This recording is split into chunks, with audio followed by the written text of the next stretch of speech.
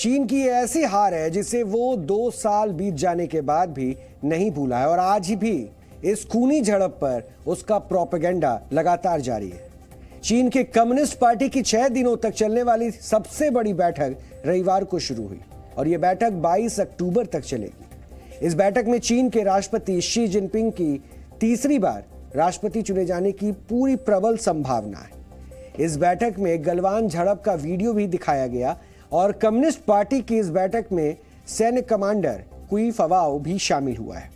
कुई फवाओ जून 2020 में गलवान घाटी में भारतीय सैनिकों के साथ संघर्ष में घायल हो गया था। जिनपिंग और दूसरे नेताओं के बैठक में पहुंचने से पहले वहां लगे बड़े बड़े स्क्रीनों पर गलवान संघर्ष का वीडियो दिखाया गया। इस वीडियो में कुई फवाओ को भारतीय सेना की ओर बढ़ता हुआ दिखाया गया है। दरअसल चीन की सेना की ओर से इस वीडियो को झड़प के शुरुआत में रिकॉर्ड किया गया था और इसके बाद इसे सोशल मीडिया पर शेयर किया गया था। और गलवान को लेकर चीन हमेशा झूठ बोलता रहा है और इस खूनी झड़प में भारतीय सेना के 20 जवान शहीद हो गए थे, जबकि चीन के 38 सैनिक नदी में बह गए थे। हालांकि चीन का हमेशा ये चाल रहा और चीन ने हमेशा ये कहा कि उसके केवल 4 सैनिकों की ही मौत हुई थी। दरअसल जिनपिंग ने इस वीडियो को एक प्रोपेगेंडा के तहत दिखाया है और जिस वीडियो को कम्युनिस्ट पार्टी की बैठक में दिखाया गया वो एक बड़े वीडियो का महज एक छोटा सा हिस्सा है। गलवान में चीनी सेना की हार जिनपिंग के लिए एक बहुत बड़ा झटका रहा और इस मुद्दे पर जिनपिंग लगातार अपनी पार्टी के निशाने पर रहे और इसलिए जब भी गलवान में चीन की हार का मुद्दा उठता है तो जिनपिंग को अपनी कुर्सी पर खतरा दिखता है। गलवान झड़प में चीन की हार को लेकर जिनपिंग भले ही बार बार झूठ बोलते हों, लेकिन सच जिनपिंग की जनता, जिनपिंग की कम्युनिस्ट पार्टी और पूरी दुनिया को पता है। इस हार के बाद जिनपिंग को पार्टी के भीतर बार बार विरोध का भी सामना करना पड़ा है।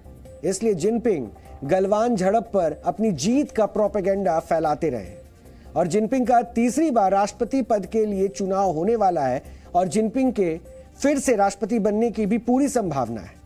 हालांकि जिनपिंग अपनी जीत में कोई कसर नहीं छोड़ना चाहते, इसलिए जीत को पूरी तरह से फिक्स करने के लिए प्रोपेगेंडा वीडियो का भी वो सहारा ले रहे हैं।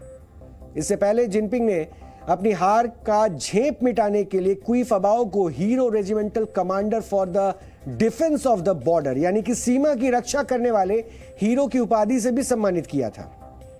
और इसके साथ ही इस साल विंटर ओलंपिक की मशाल कुई फवाओ को सौंपी गई थी। भारत ने इस पर कड़ी आपत्ति भी जताई थी। दरअसल जिनपिंग इन सब के जरिए किसी भी तरह से गलवान में चीन की जीत को दिखाने की कोशिश कर रहा है और पूरी दुनिया में चीन की छवि एक ऐसे देश की है जो दूसरे की जमीन पर कब्जा करता है और चीन की इस कब्जे वाली सोच को भारत लगातार चुनौती दे रहा है। खासतौर पर गलवान झड़प में यह दिखा भी। एलएसी पर चीन को जहां भारत ने एक तरह से करारा जवाब दिया, वहीं दूसरी तरफ से उसकी विस्तारवादी नीति के खिलाफ भी बेहद सख्त रुख भी अपनाया। नतीजा यह हुआ कि इस मामले में चीन को हर बार भारत के सामने झुकना पड़ा। दोनों देशों के बीच कई दौर की बातचीत भी हो चुकी है और कई मुद्दों पर सहमति भी बनी, जिसमें मुख्य तौर पर एलएसी पर गलवान झड़प से पहले वाली स्थिति बनाए रखना बेहद अहम है। और गलवान के बाद भारत ने लद्दाख सहित पूरे एलएसी पर अपनी सैन्य ताकत को काफी बढ़ाया है और इससे चीन परेशान है। इसलिए कल अपने करीब 120 मिनट के भाषण में शी जिनपिंग बार बार सैन्य ताकत को बढ़ाने की बात कर रहे थे। अब गलवान संघर्ष पर चीन के प्रोपेगेंडा और जिनपिंग के डर और विस्तारवादी सोच पर हमारी ये रिपोर्ट आपको देखनी चाहिए।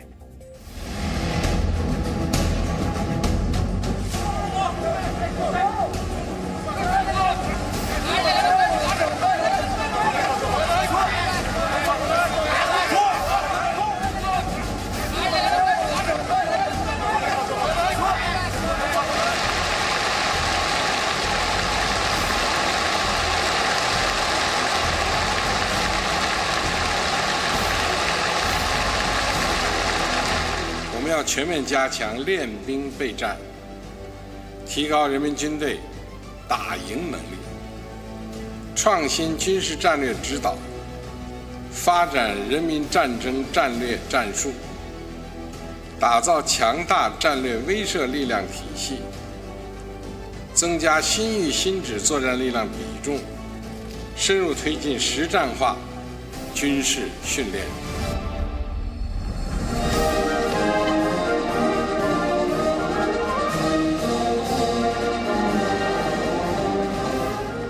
解决台湾问题是中国人自己的事，要由中国人来决定。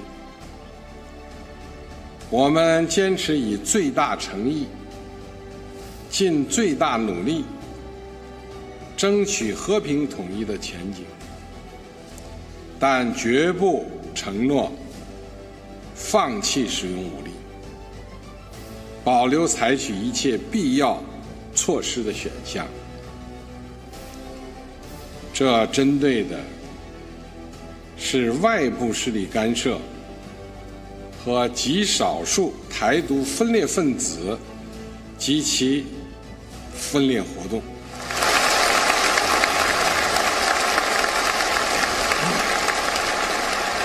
सीधी बात है कि शी जिनपिंग की ये पॉलिसी है या उनकी ये रणनीति नहीं रही है पार्टी का अध्यक्ष फिर से बनने के लिए कि वो ज़्यादा से ज़्यादा ऐसी चीज़ें दिखाएं कि उनके नेतृत्व में चीन का विकास डोमेस्टिकली और विदेश नीति के तहत भी हुआ है, विश्व में चीन की छवि ज़्यादा अच्छी बढ़ी है। इतना ही नहीं, वो इसके लिए हर तरह के दबाव का भी इस्तेमाल कर रहे हैं।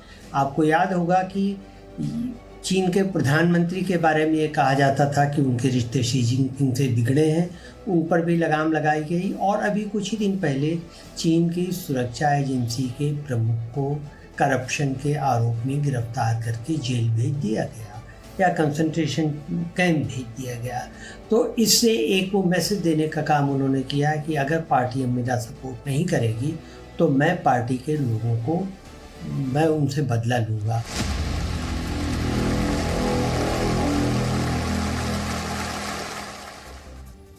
गलवान के जरिए चीन हमेशा झूठ बोलता रहा है, जबकि कई विदेशी अखबारों ने भी यह दावा किया था कि इस झड़प में चीन को भारी नुकसान हुआ। ऑस्ट्रेलिया के अखबार द क्लैक्सन ने गलवान झड़प को लेकर इस साल फरवरी में एक रिपोर्ट छापी थी और इस रिपोर्ट को कई महीनों के रिसर्च और अलग अलग सबूतों के आधार पर तैयार किया गया था। और इस रिपोर्ट में दावा किया गया था कि गलवान झड़प में चीन के 38 सैनिक मारे गए थे। हालांकि अभी भी बता दें कि चीन बार बार यह कहता है कि सिर्फ उसके 4 सैनिकों की मौत हुई। सीधे तौर पर जिनपिंग के लिए गलवान की हार एक नासूर के तौर पर है, जिसे वो भूल नहीं पा रहा है। अपने संबोधन में जिस तरीके से जिनपिंग ने सेना को और शक्तिशाली बनाने का लक्ष्य रखा है, उससे यह साफ जाहिर होता है कि चीन दूसरे की जमीन पर कब्जे की आदत से बाज नहीं आने वाला है। और कम्युनिस्ट पार्टी की यह बैठक 22 अक्टूबर को खत्म होगी, लेकिन आज चीन एक बार फिर से भारत को अपना सबसे बड़ा दुश्मन बताने की कोशिश भी कर रहा है। आज से 60 साल पहले 20 अक्टूबर 1962 को चीन ने लद्दाख के दौलत बेग ओल्डी और गलवान सेक्टर में हमला कर दिया था। वर्ष 1962 के इस भारत चीन युद्ध की वजह से अगले कई दशकों तक भारत चीन के रिश्तों में खटास बनी रही।